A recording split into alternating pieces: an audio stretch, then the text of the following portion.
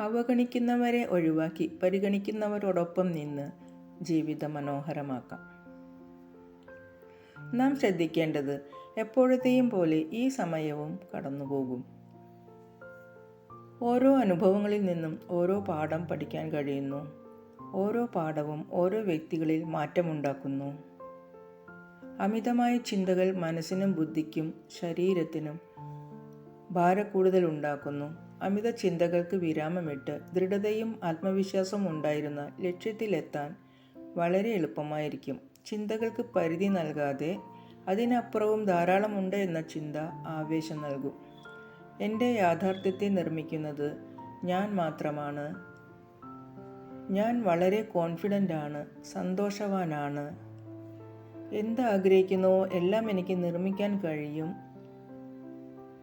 ഇങ്ങനെയുള്ള ആത്മവിശ്വാസം എവിടെയും വിജയത്തിലെത്തിക്കും.